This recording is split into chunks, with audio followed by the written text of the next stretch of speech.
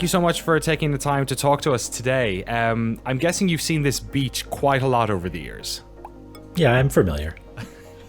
How much has it changed? In terms of the art, I feel like I have seen this little fox chap for many years, but obviously he's gotten a new lick of paint. What was it like working on the art for this game? You sort of started off low poly and then it looks tremendous in its current form. What was that workflow like? Well, first of all, thank you. It started as low poly because those were about all the polys I could be confident that I could make look decent. I started out with very little 3D experience. I had messed with Blender a little bit, but the very first Fox was mostly plotted out on graph paper. And at a certain point, it became clear, oh boy, I need to up my game a little bit. And at that point, I had learned a little bit more about 3D modeling. So over the years, the game, whether it's the Fox or the environment, has incrementally been refined. How did you go about doing that? What were the sort of skills that you picked up, or what were the, what would you say if you looked at the work that you did back then and the game as it exists now? What are the sort of starkest changes in terms of art direction? I think the biggest turning point was embracing Blender and its animation tools. I've been doing a lot of animation within Unity, which has a robust animation system that's very useful for things like effects and the like. But when it comes to doing character animation, anytime I tell someone that I was doing character animation using the built-in animation system, like authoring curves that way, I'm like, what are you doing? So it was, getting more confident in Blender and deciding, let's tear it all down and start over as far as characters are concerned. Although that's not entirely true. I think there are some creatures like this little blob that you're fighting that are still old school animations authored in Unity. Oh, really? There's a bit of that. So when it comes to the art direction, how important is that? Like when you're making one of these games, it's a small team here. How important is the look of a game for trying to attract people? I guess you might say of paramount importance, because I guess that's the first thing that people will perceive of the game is how it looks. And even early on, people seem to be, they enjoyed the look of the sort of soft lighting. Very early on, I started sharing vines of the game, RIP Vine, and they were, little loops of here's a little character running around the world. And looking back at them now, it's, pretty rudimentary, but people saw enough charm there that they were interested in it. And one of the challenges that came from refining the art style was trying to fine-tune the amount of fidelity or visual noise in any given composition. If you add too much visual noise or make it super realistic, it's going to stand out. And if you make it too simplistic, it's going to look incomplete. There's a plane going overhead. No worries. Pausing. How does that can you give us some examples here, because obviously stuff like the bushes here are quite, they're not that visually noisy, whereas other elements like, for instance, the stairs and the enemies and the statue here in the foreground with the soft focus is maybe has a little bit more depth to it. Give us some examples of like that sort of stuff. What was important to drift into the background and what was important to bring forward?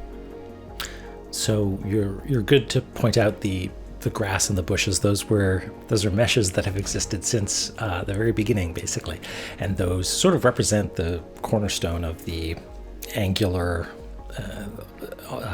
low poly aesthetic that the game started with.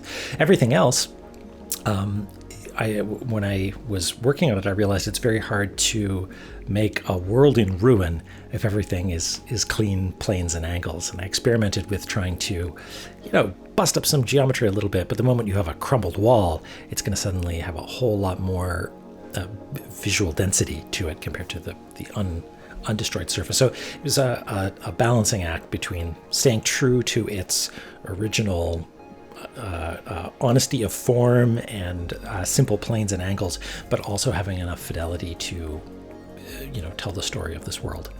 Tell us a little bit about, we're camera nuts here, so obviously there's a lot of this game that is quite interesting from a sort of a perspective, which we'll talk about in the level design section. But one of the things that really stands out is I guess, would you call it tilt shift? The use of focus in this game. Like for instance here, just even that depth of field there, with the area behind. Was that always in the game? Can you tell us a little bit about your design sort of philosophy with that, especially given that it's a locked camera and perhaps focus is kind of required maybe to show depth? Yeah, exactly. So the camera, or the camera in the game, is what's called an isometric perspective, which people are maybe familiar with. It just means that it's this particular angle most of the time in Tunic. And an important part of that is having what's called an orthographic projection, which is sort of like having a camera that is infinitely zoomed. This camera is infinitely far away and infinitely zoomed in, so that the sort of field of view are two parallel lines. Now, they're not on top of one another. They've been scooted apart so that your sort of the volume that you're viewing is a prism with perpendicular edges. And that has some interesting effects. It's not something that we normally see in real life because we, have eyes that work sort of like normal cameras with an FOV to them. But what this means is that the game sort of looks like a map. It's sort of flattened in a particular way. It's all 3D assets. You can tilt the camera, and we do some tricks with that later on. But generally speaking, it's compressed depth-wise. And so, yeah, we need to do some fancy tricks to get some depth of field happening and make sure that when someone walks up to an edge, most of the time they can intuit that, this is an edge, and what's beyond it is something that is further away from me. And sometimes it's not clear, but most of the time we've tried to make sure that either with depth of field or, crumbled geometry or a railing or something, we communicate that depth. And as you're seeing here, the world is constructed in this sort of tiered sort of geography, where the higher, so to speak, up the screen you go, the higher your altitude is as well, because were you in a valley of some kind, if you go to the other side of the valley, it suddenly becomes a little confusing geometrically. Like, where's the camera? Is it embedded in the other side? It gets very confusing. So one of the early experiments was, how do you make a world feel like a world when it needs to adhere to this fairly strict requirement of, self-occlusion and stuff like that? How important is the sun in this effect, the position of the sun? Because it seems like shadow is a really important aspect of showing where the path is. Yeah, so paying attention on the design side, paying attention to where shadows lie is important for, directing the eye and that sort of thing, as per usual. But on top of that, it helps both the shadow and ambient occlusion, sort of like soft faux shadows that exist on objects that are close together, are used to help ground things in a way. So similarly, in a traditional 3D game with a perspective camera, you'll be able to sort of move the camera around and see, like, yes, I am standing on the ground. When a lot of depth information has been removed, we need to use other tricks, like, having an extremely strong source of light that casts very prominent shadows, and sort of gluing things to surfaces by having tiny shadows underneath them. What was the phrase you used to describe the sort of unlimited depth effect? Not the orthographic camera. So the orthographic. What is the purpose of that sort of self-imposed design restriction, to have that orthographic camera? From a production standpoint, does it simplify things like art or level design? Like, what's the sort of like ethos at the start of that? In some ways, the orthographic camera makes things a lot more difficult. You are suddenly locked out of a lot of features of at least this particular engine. Like, this game needs to use forward rendering. It can't use the deferred engine because it doesn't use a perspective camera, blah, blah, blah. Like, all the shaders for doing SSAO or depth fog or stuff need to be rewritten. So it was definitely there's a cost associated with doing it. But we gain a few things. First of all, I really like the look of it.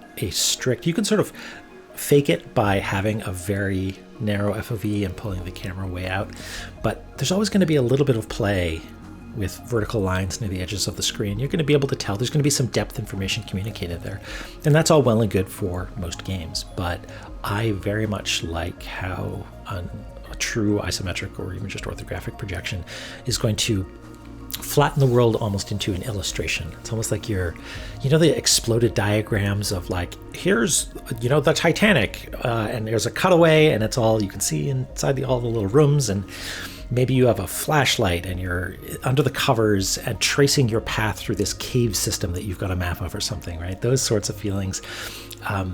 It makes the world simultaneously feel big and broad, and you can explore in any direction, but also makes it feel small. It's got this almost diorama or illustration or map feeling because it's sort of very far away or flattened. And on top of all of that... Sorry, go on. And on top of all of that, it allows us to do sneaky things. So I don't want to spill too many beans, but there are lots of secret passages and little hidden paths that maybe people can sneak behind. Maybe they don't know about them when they play through the game the first time, or maybe partway through they realize, wait, this was here the whole time? Yeah, let's dabble in that. Let's talk about level design. So, okay. I guess level design in a way is hand in hand with some of the art stuff in this game, because like you said, that the projection that you've decided to work with here clearly is sounds like it's part of that design ethos. From a very, not to ask the most unbelievably broad question possible, but I'm about to do it because I'm setting it up. What were some of like the ethos of the level design in this game, or the broad sort of things you were trying to achieve when it came to level design in Tunic? The design of the game in general comes from the idea of discovery and finding secrets. So just about everything in the game is about discovering things that were always there, finding secrets that represent not just the individual prize that you get in the hidden room or whatever, but communicate to the player that these sorts of secrets exist. You didn't even realize that this sort of thing is hidden here. And that's my very favorite sort of game, is one where as you play, you don't just find new things in your path, but suddenly the entire path that you've traveled becomes littered with question marks. How many more dimensions of exploration have I not yet discovered, even in the things that I've already seen? It means that, every blank spot is suddenly, something worth pondering. And the level design, I think, tries to achieve that by doing some of the tricks that we mentioned, like being able to slip behind waterfalls that you didn't know you can slip behind, or using techniques that you didn't know you could use. That sort of feeling of exploring a large map that's full of secrets is really not just what the isometric orthographic projection is trying to accomplish, but most of the level design in general. How do you sort of spoon feed this to a player? Because obviously there is some stuff that you want them to figure out, but then there's some stuff that you're hoping that you don't have to telegraph to them, presumably. Like, this seems like the most difficult challenge of the level design here. Yes, absolutely. There are a lot of traditional subtle tricks that can be done, like positioning of camera or where motion appears on the screen, that we can use to help sort of, subtly guide people without actually saying, like, you must go here, you must do this. It takes a lot of iteration, for sure.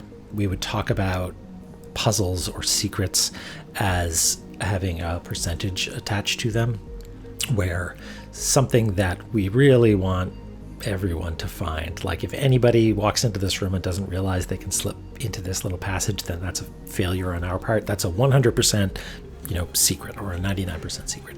And then there are ones that we realized, hey, people aren't finding this very much. That's the perfect 10% secret to hide this thing. Because we want to make sure that it's just secret enough, but if you talk to your friends, you might realize that you could slip behind this thing and find a special cool secret. And one piece of feedback that I've heard a few times is that people start to, first of all, curse my name when they find secret passages that they realize we're there the whole time. But also start to explore in a way that we want to encourage. Right. So it only takes discovering a few of these before players are going to spend a little bit of time nosing into corners. And that's cool because that is an active decision that the player has made to sort of listen to these sorts of, that sort of design language. And they've actually discovered something that they might not have otherwise. Let's have a look then at these two sort of areas here. I'd be interested to know the percentages on who sees these two. Presumably this one's pretty easy, and then this one, I guess you've just taught them to walk behind a waterfall. So are these both sort of high percentage secrets, as it were, or rooms? Yeah, I would say so. So the sort of spooky entrance to the left there with the skulls on it that's a 100%. We sort of want people to go in there and realize, wait, this is above my pay grade. I can't deal with this right now. Maybe it's a 0.1% or a 1% of people who manage to somehow make it through this entire dungeon without the sort of equipment that they're quote unquote supposed to have. And maybe there's another sort of like 5% secret hidden on this screen right now that you'll find later. Yeah, I'm cheating because I have the lantern, so it's not so... I'm not even sure if that's the 5% one you're referring to. That's the problem. With this game, there's just secrets on secrets on secrets. And then, what about our friend, the waterfall here? That's a good one to bring up, because waterfalls... like a waterfall without a secret behind it, that's barely a waterfall at all. So there are a great many secrets hidden behind them in this game, and at this point the player has definitely, almost definitely, found something by exploring behind a waterfall. And this doesn't need to be an especially high percentage, because it is just question marks, really.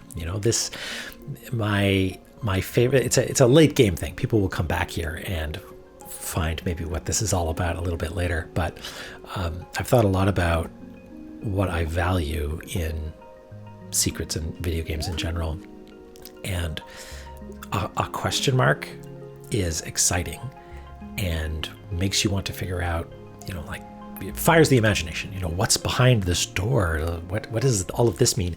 And the greatest reward that I feel like I as a player want is not, a piece of heart or something like that. I want more questions. I want there to be, maybe that's just being greedy, but I want more. I want another layer. I want a profound revelation behind the waterfall, or maybe just a weird thing that makes me realize, there's more going on here than I know about. Let's talk a little bit more about the secrets in a second, or later on, because I want to. There's a bunch I want to explore here. One aspect we didn't talk about beforehand, though, before in our emails, which I wouldn't mind diving into, is the combat design stuff. Would that be all right? Sure, yeah. Awesome, cool. So, this is the type of game where it's very easy to say, like, oh, it's taking this from this game and this from this game, and obviously there's a certain amount of, intentional aping of other games in here. When it comes to the combat, though, where were your influences there? What type of combat did you want to experience? Did you want to create in Tunic, considering the game is sort of not focused on the combat? But it is sort of an important part, yeah. The core inspirations from the game very early on were things like, Zelda 1. It's a big world. There's a bunch of treasures out there. Go explore. Maybe there are some mysterious systems or a network of secret passages in the world. That's neat. And one of the strange things about The Legend of Zelda is that the combat design is largely focused around positioning, where you're oriented in a particular way and you can only attack in the direction that you have just moved, and sort of moving around and navigating that sort of chess grid of combat is unusual and sort of interesting. And that for the 2D Zelda games has remained more or less true. I think the attack has broadened and that changed things a fair bit, but I wanted to experiment with, like, hey, what if it was this more like radially designed thing, and you had a combat dodge? That's neat. This was maybe maybe I had played Dark Souls at that point. It wasn't until I played Bloodborne that the question of how do you make a game that has this sort of deliberately animated, you need to be careful sort of combat, but keep it snappy. And I don't know how much Bloodborne mechanically made its way into this game, but that was definitely an inspiration point. You mentioned about sort of aping other games, and early on, the, say, stamina system for the game was similar to something that you would see in like a Souls game, but eventually got refined by way of, a massive debug menu with a bunch of checkboxes that I could noodle with and think like, well, what if it cost a little bit less or a little bit more, or stamina was only used for blocking, or what if you got stamina back by hitting enemies? And eventually we landed on a situation where it was, instead of the problem of, I'm a little fox having a good time, oh no, I'm out of stamina and the fun is over, it turned into a sort of risk-reward situation. So in Tunic, you can always attack and you can always dodge even, but if you run your meter down all the way, suddenly you are going to take more damage and get knocked over more readily. You don't have any iframes. And that allows a little bit more expressiveness in the combat. You can extend yourself if so you desire. I don't know if that came through properly in the end, but having those sorts of systems to discover and explore with something that doesn't necessarily explicitly outline exactly how it works is, I think that's kind of neat. Yeah. Is there an element in these games of like picking your battles when it comes to how deep you want to go? Because obviously there's a lot of depth here in terms of the level design, secrets, like you said, the question marks. There's a lot of question marks in the opening salvo of this game. Is having a sort of like you said, a combat system that sort of works, and there is depth there if you want to explore it, but is on the face of it not too overbearing. Is that important? Yeah, I think so. The beginning of the game is, you found a stick, you can use it to whack guys, and then you get to the point where, wow, some of these monsters hit hard, I better start experimenting with dodging. And then you get a sword, and at that point, maybe you get a shield a little bit later. At that point, you sort of have a fairly complete vocabulary in order to get to the end of the game. But allowing for people to get away with things, I think, is important. Just like slipping behind a waterfall and finding a secret that you weren't meant to find, or finding a weird little path that lets you get an item much sooner than you're quote-unquote supposed to.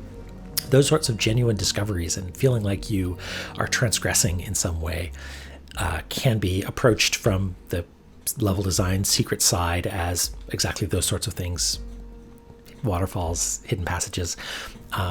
But from the combat side, letting people, get away with things, letting people use their resources in a particular way, find that, wow, this item is especially effective against this boss, or bombs seem really OP, right? That's intentional. You want to let people feel like they pulled one over on the designer by being clever, by being brave.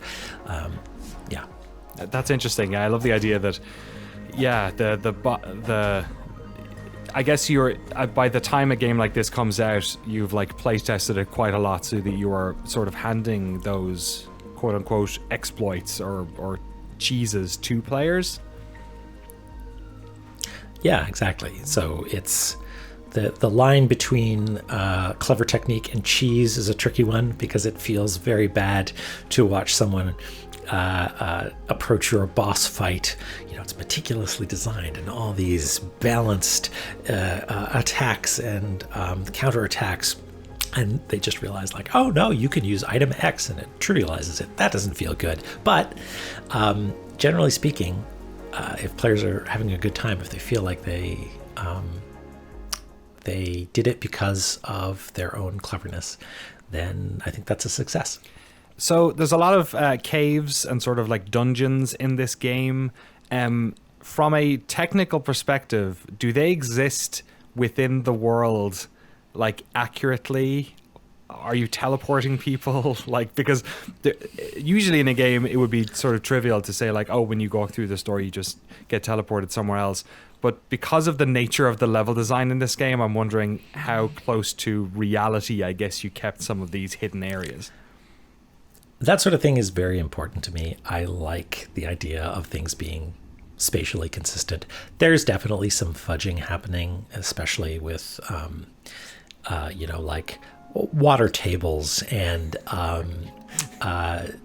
rooms being slightly bigger on the inside than they are on the outside.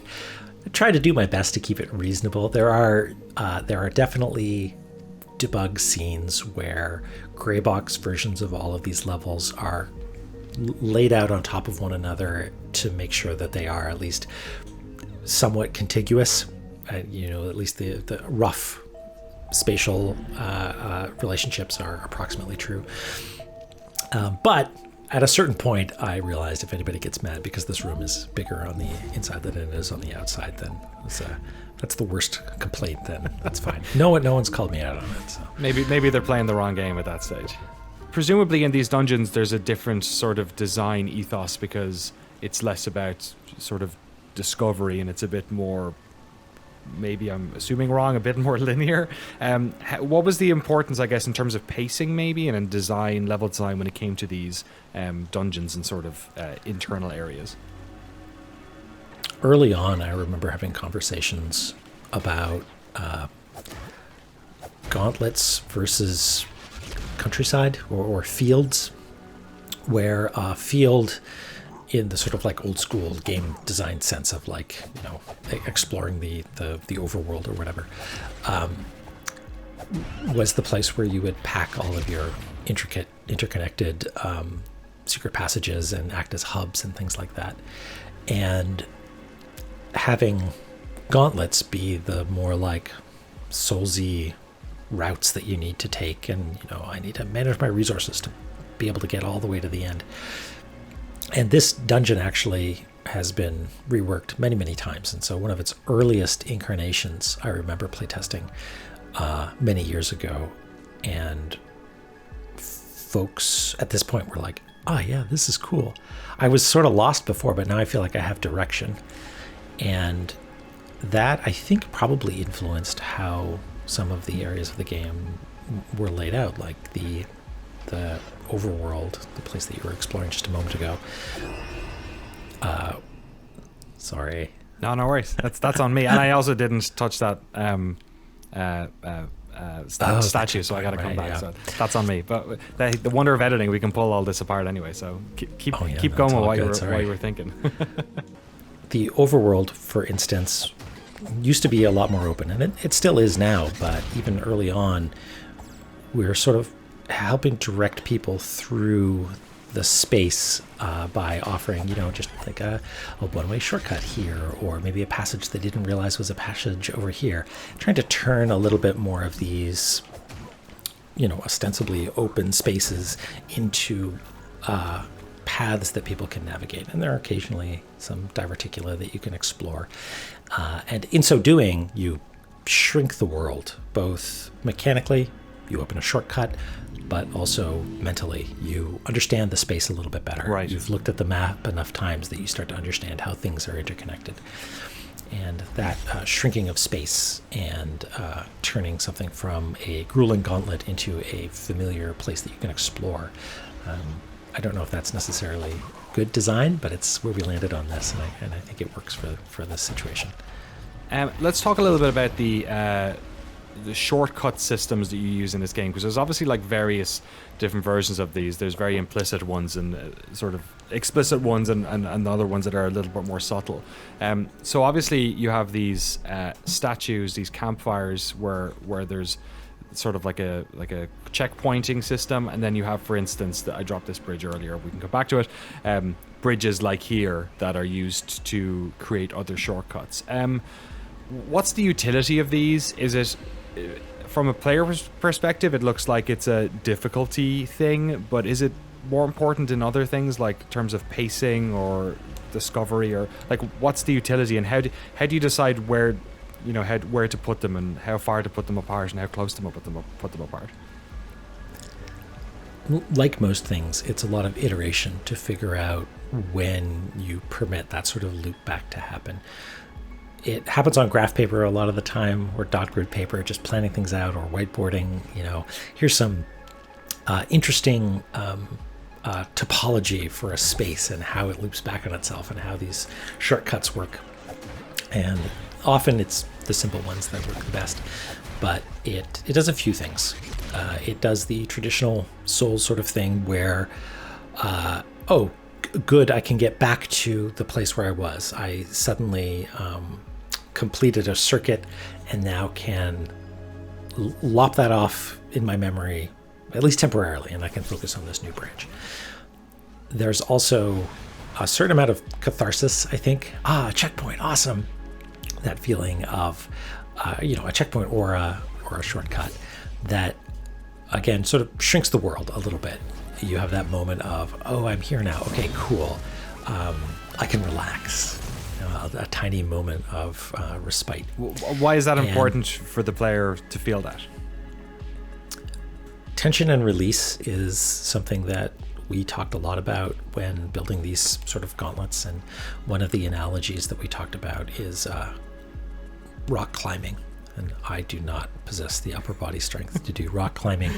But my understanding is that routes across a wall have, they've got a hard bit, and they've got like a chart that might approximate their difficulty, and sometimes they've got that bit right at the beginning, and then suddenly the tension is, I got past this, now I need to pace myself, stay calm, everything's fine, just keep your wits about you and you're going to be fine.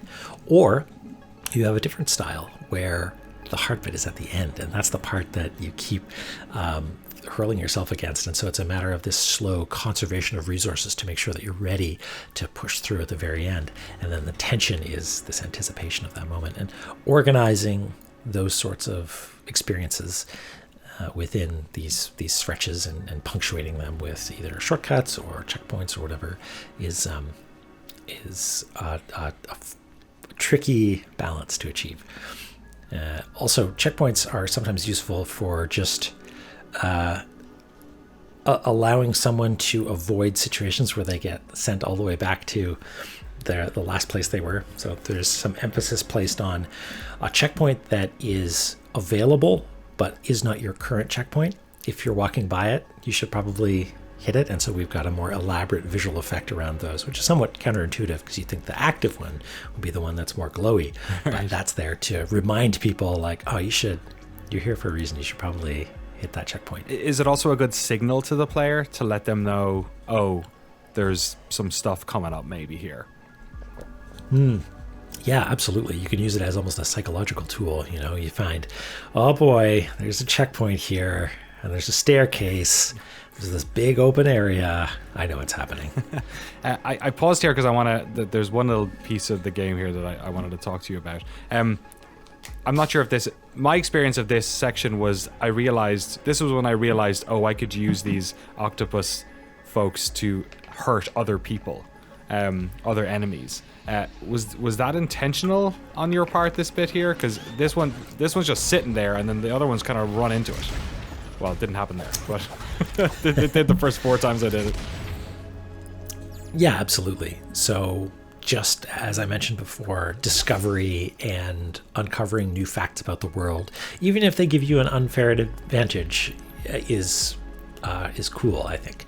And so this, if you want to really boil down this dungeon, it's about teaching the player how to use their shield. There are these turrets that pelt you with, missile attacks, and you might be in water, so you can't dodge them as easily. You've got these things that sort of demand you stun them with your shield. And then also communicating, hey, these things explode, that's bad. Hey, these things explode, that's cool, I can use this to my advantage. Sort of layering those things on top of one another as slowly, never explicitly, but never explicitly tipping your hand, but not necessarily keeping anything secret. Like, these mechanics exist, exploding enemies will hurt other ones. It's just a matter of time before you discover it, and then you get that aha moment, like, wait, I could have been doing this all the time. It invites you to speculate on what other things might exist. Here's another interesting little aspect of level design. You have the stairs here, accessible, but you also have these barrels, which you could remove out of the way. What are you trying to play with here or communicate to the player in this little area? So those barrels do a few things. If you were brash and decided to just charge past these monsters, I don't have time to deal with you, then suddenly you're at this spot where you need to whack at some barrels a little bit. And so you have this, a little bit of friction for the player. If you're here and you're not under threat, then, oh boy, smash some barrels. The most fun thing to do in a video game. But if you're being chased, then suddenly it's a big deal. There's also the opportunity to allow the player to see that those obstacles can also be interacted with by enemies. So this turret, for instance, is, you can hide behind it by going behind the barrels, but not for long. And it invites players to maybe realize, hey, if I keep going and use this turret to maybe shoot at some of these enemies in the next area, I can, the turret's interested in me, but maybe I can sort of move such that the enemies are the ones that get the brunt of the attack. All those sorts of interactions are things that are fun to experiment with and fun to realize exist. So here's another aspect you were talking about the in terms of the camera. Why is it then that whenever you sort of lock onto somebody, that you have this little sort of shift on the camera? What's that exposing, or what's that utility? A few things. The main one is to give you a better sense of where things are positioned spatially. It's just a subtle, it's a few degrees change. And it does a few things. It gives you a slightly better sense of what the geometry of the space is like. If things will move a little bit, you'll get a better sense of the form of objects, and will allow you to see the playing field a little bit better. One of the problems with an isometric perspective is, even though isometric literally means that all directions have the same length. So, a meter up and a meter along one other axis are going to appear the same. A cube becomes a hexagon. And that's all well and good, but often that's the angle's a little bit too shallow for something like combat design. And a lot of time in games, especially sort of what we might say an isometric game or a top-down game with three-quarters view, there's a lot of cheating that happens. I mean that that's not a value judgment. Cheating as in, we need to make sure that if it looks like this hit should land, then it should land. And the geometric honesty of a game that's actually built in 3D means that you don't necessarily have those opportunities to cheat hitboxes and stuff like that easily. Right. So tilt the camera a little bit, and suddenly you give people a better view of what's going on. And an add-on to that is that it is a subtle, without being an explicit, press this button to get a better view of the action. People will learn that because the camera shifts when you're in combat, you can also press that same button when you're outside of combat, and maybe find a secret that you didn't realize was there. Tilt the camera a little bit and, I see what you did there. Did it ever cause you problems where suddenly stuff that you had hidden or things that you didn't want exposed were a little bit more visible once the camera shifted up? Yeah, and some of those are still in the game, like the chest is hidden until you tilt the camera. But yeah, there's definitely a lot of iteration with camera stuff, how exactly near and far clip planes are positioned, and how the camera spins around in certain locations. It's all a sort of a delicate dance. It's all, video games, smoke and mirrors. Was there any particular part of the design of this game that was particularly difficult for you, even, whether it be a specific aspect of the design of Tunic or something in your own personal knowledge base that you had to develop to make this game? That is a heavy question for sure. I can answer it in a couple of different ways.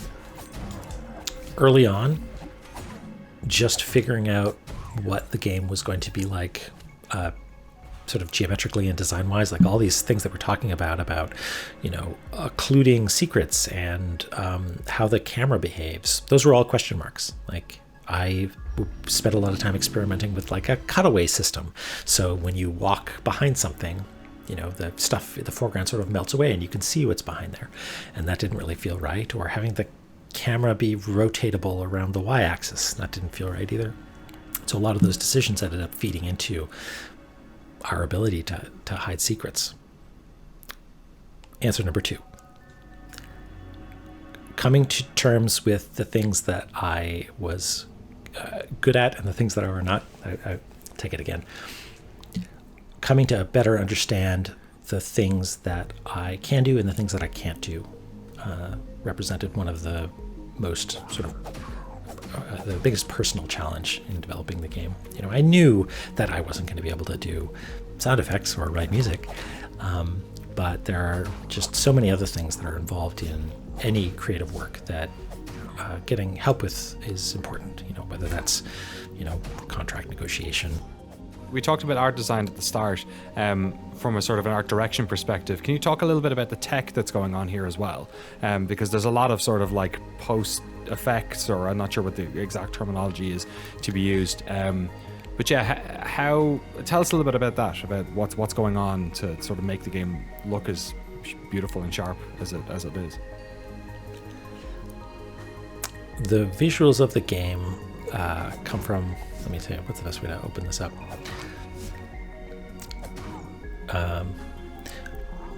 I think a lot of the visual appeal comes from the way that we use light. So we're using an engine that allows for a sort of exaggerated version of the world. Let me take that again, sorry. No worries.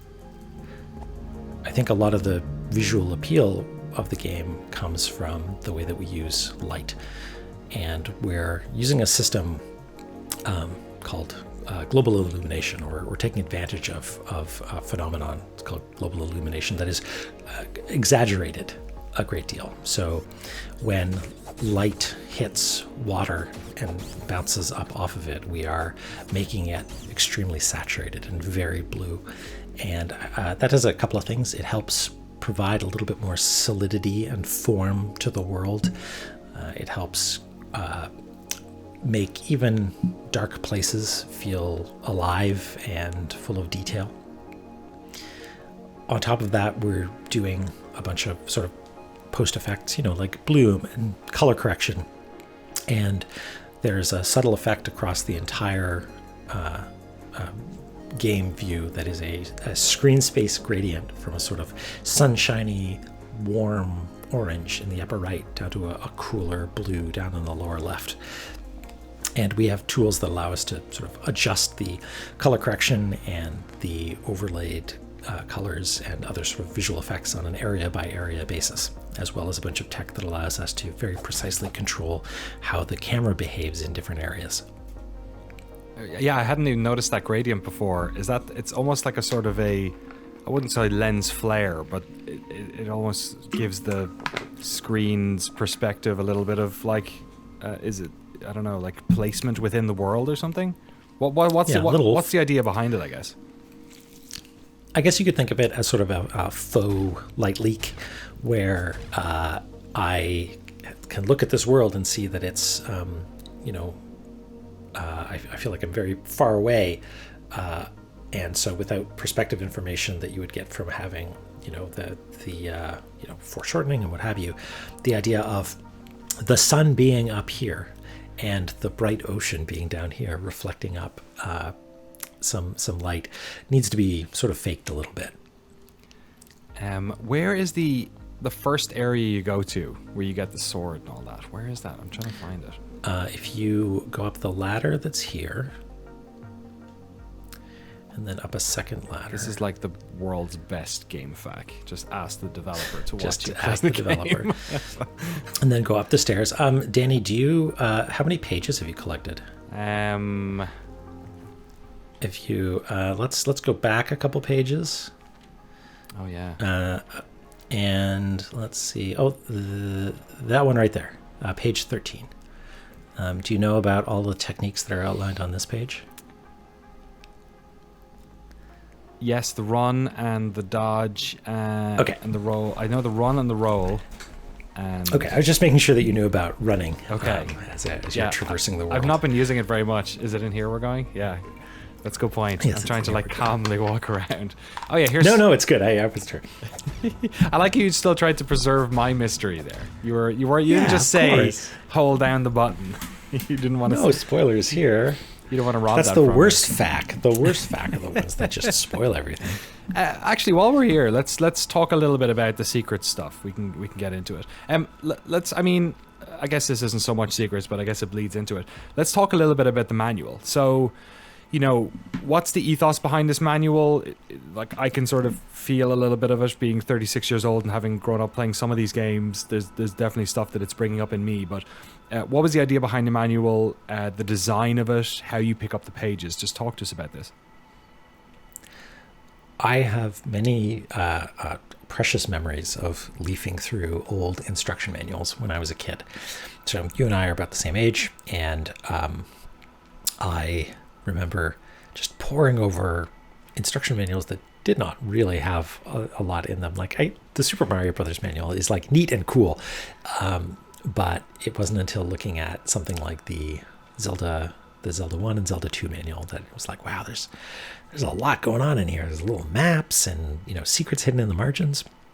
And people talk a lot about how that is something that is lost. We don't have instruction manuals anymore. Oh, I remember instruction manuals. They were so neat. But something that is not really played up a lot, even in sort of modern versions of instruction manuals, is how they were sort of an extension of the game design itself. You did not have the luxury of including a lot of text on an NES cart, right? We need those bytes for music or whatever. But you've got pages in the manual to tell the story of the game, outline mechanics and how they work, and a lot of the game design was offloaded into those documents. They're tantalizing too. There's secrets written in the margins of the Zelda 1 manual, like, but the greatest treasure of all, ...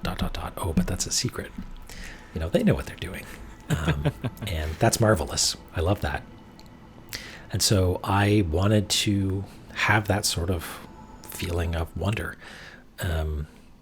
I've mentioned this before, so if it's a tired old hat, you can not include it. But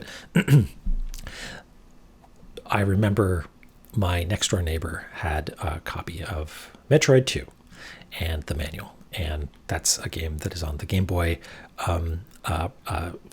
which is bottom tier, looking over the shoulder gameplay experience. It just doesn't work that way. So I had to be contented with just leafing through the manual when I went to visit their house. And that manual is full of all kinds of stuff that would be, confusing to a child. Morph ball and screw attack and all these like weird orbs that you can collect, and these scary looking monsters. And that's a good example of something that can just fire your imagination. And I wanted to sort of capture that feeling, not just of, oh, there are some collectibles that are in the manual, isn't that neat, but allow that to be part of the game design and have in retrospect, it feels like a little bit of a cheat to say, the best kind of game design is one where there are all these facts about the world that exist and they're there and it's up to you to discover them. Having a manual, especially one that's written in this, unreadable glyph language, means that you can just tell people. You can do that. You can have your tutorialization exist in these items that you pick up, but because they're part of the world and sort of couched in mystery, it feels like you're discovering something when you look through these pages. And here's a diagram that says, invulnerability with a little bar that shows where you have your iframes, and that's extremely explicit. Like, it's right there. But because you needed to, flip the page over and sort of like, oh, okay, I think I see what's happening here. You feel like an archaeologist. You really discovered this thing that exists in the document. That's awesome. Such a tiny thing, but it completely changes the the language of the experience. Let's talk a little bit about the language then as well. Jesse was talking a bunch about this on the podcast privately as well, just how much he enjoys it, and I know especially it rears its head a lot, I think, later in the game as well, in terms of finding solutions and things like that. What was your mentality behind having this here, having the language in the world, having so many of these signposts where you don't know what it says, or even people, bosses or NPCs talking to you that you don't know what they're saying? It's like, it's fun and it's mysterious. I can see how it could have been also a bit risky, where you're sort of alienating players or maybe overly confusing people. What was the sort of what was the idea behind the language, and how did you, I guess, balance its execution?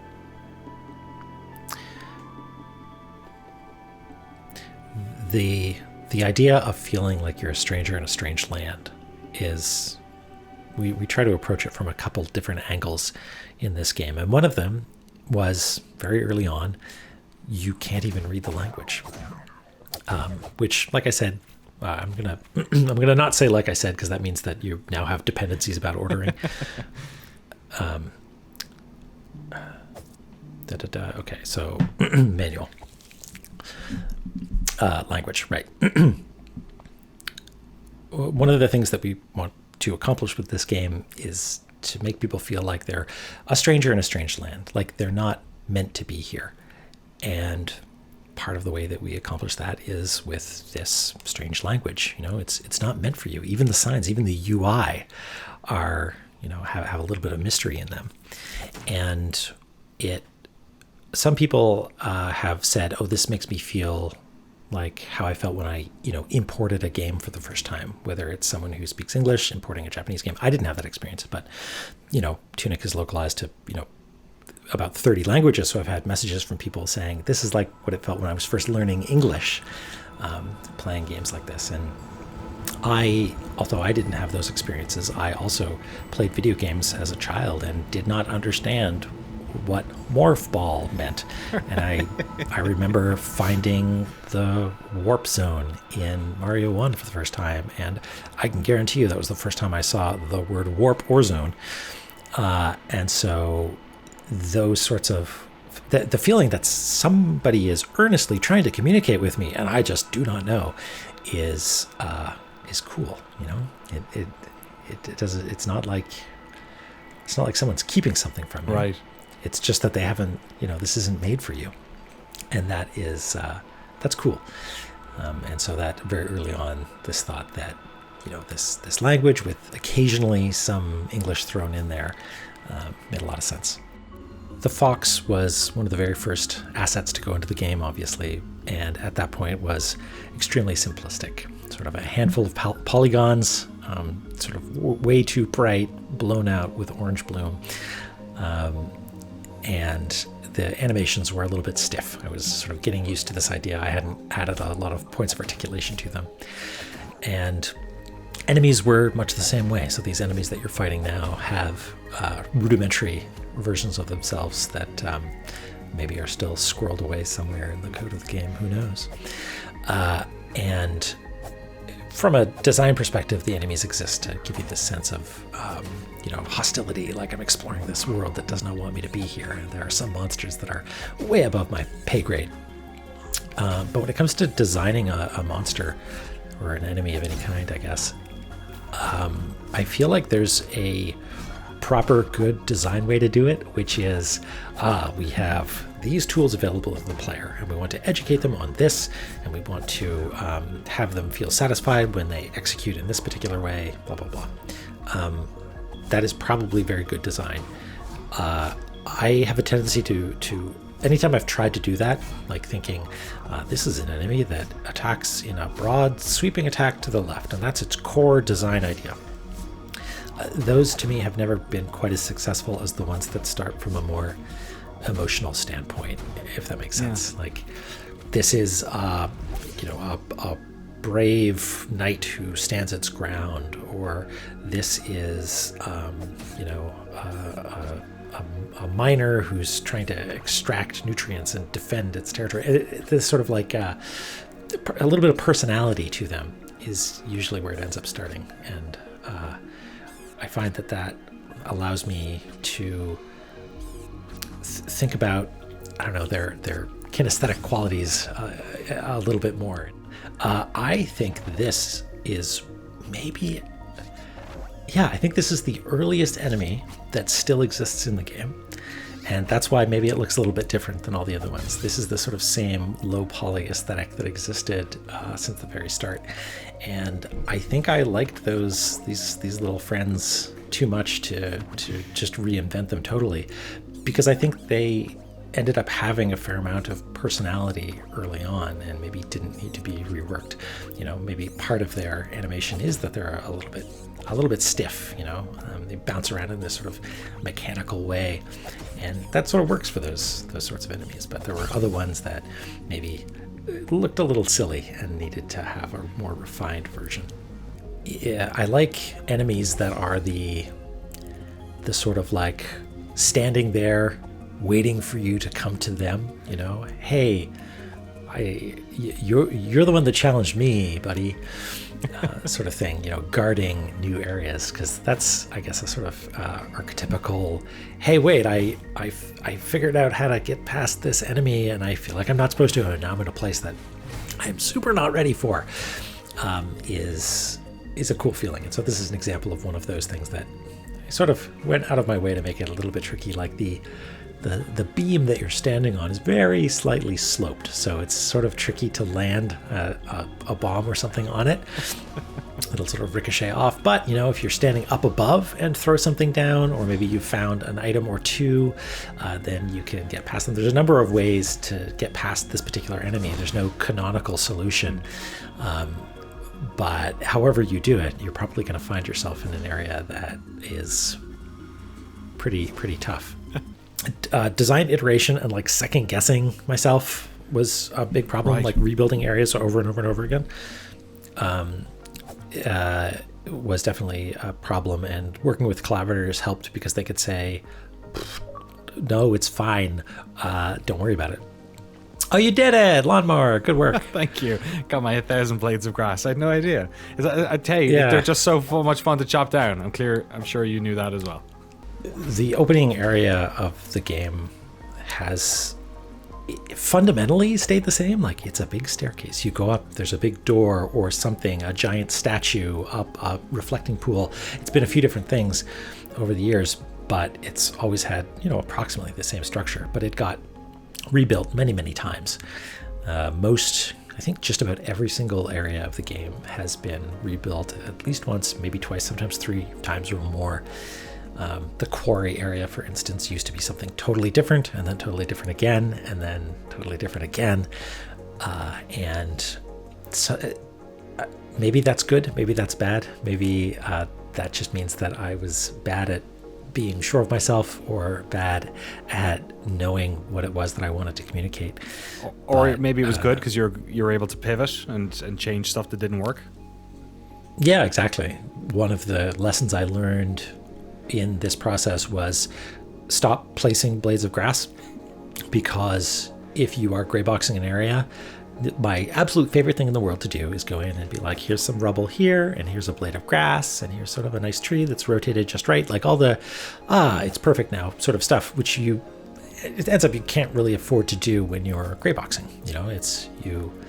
If someone is looking at your gray box, they're already on board with the video game somehow, and you don't need to convince them that it's going to look beautiful. And spending time doing all these sort of polished tasks for something that will eventually get blown away was I needed to train myself to not do that.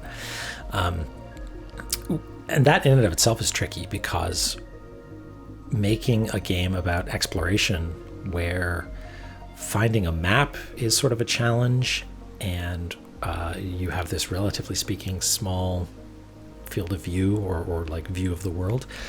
It means that orienting yourself as a player is challenging. And imagine playing this game where everything is gray and there's no blades of grass anywhere.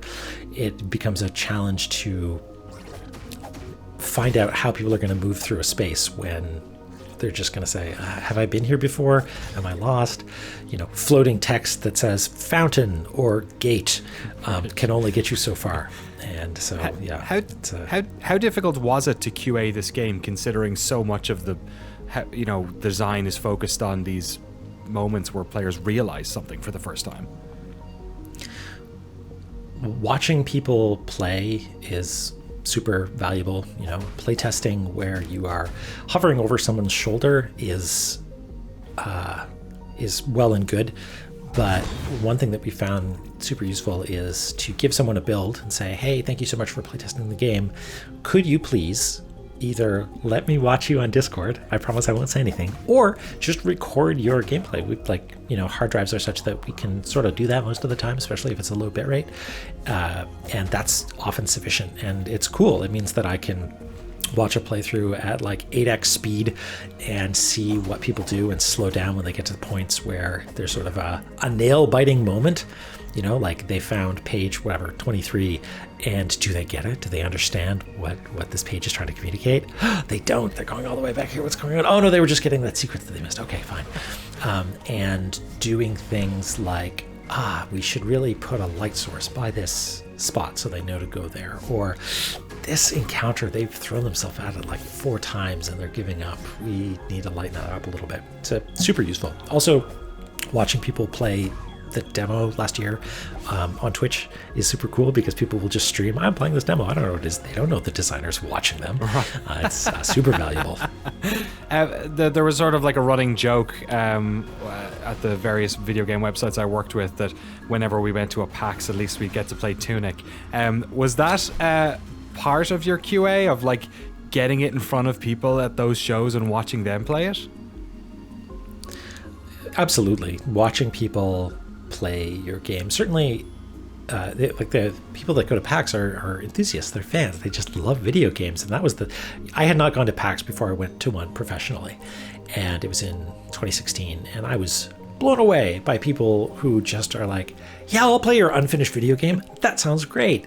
A piece of paper with a URL on it? Awesome. Just like, thank you. I thank you for your enthusiasm. This fuels me. And also being able to see really the first honest to goodness public showing of this thing. It was really heartwarming to see not only, people play the game and, hurl themselves against challenges and find out what was tricky and what wasn't, but just to have people sit next to one another and point at things on the screen like, oh, go over there. Have you checked behind this corner? It was wonderful. The manual design doc, quote unquote, is a ludicrous nightmare that spans. It's all laid out horizontally, and it's got notes in red ink and circles and lines and replaced stuff. It's an enormous mess, but was super useful in laying out these things. So for a long time, up until late last year, really, most of the pages were, here is map of area. Here is where you learn about this. Story goes here. Makes it very hard to playtest, for sure. There was a lot of, faith the team needed to put into me when I was like, don't worry, the manual's going to be great.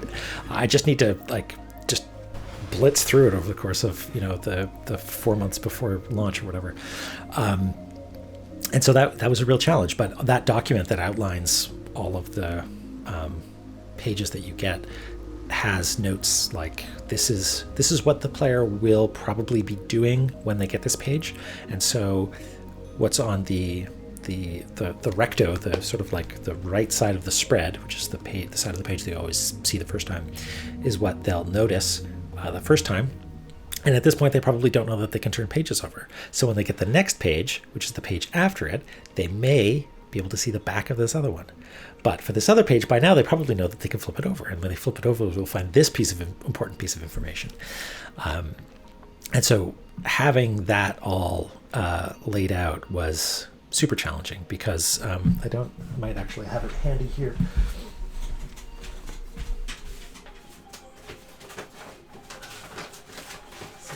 Here we go.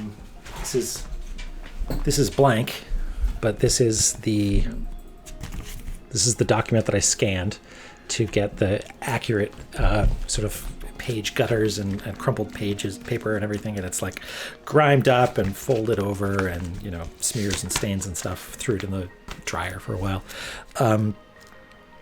It's really hard to just add or subtract a page because it's modeled even well before this was built, this catastrophe.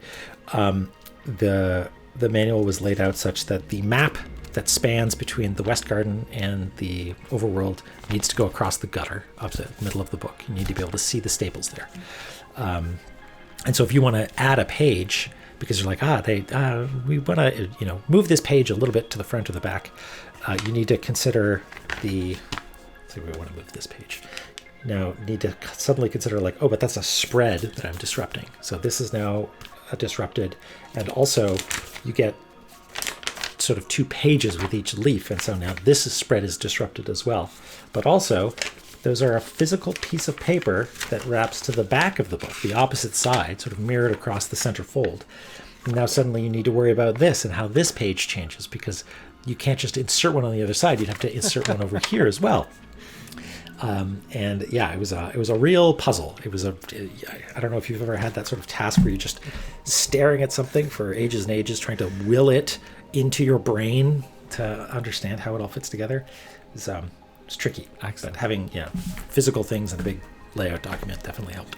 I love it. The attention to detail. The fact that the game is on Game Pass, does that sort of in a way change the type of player that comes to it? And is that kind of even more exciting that the mystery elements of this game are some of the most like enjoyable parts, and the idea that somebody actually might stumble into this game even more green than somebody who decided to buy it, was that sort of an exciting part of getting it on Game Pass?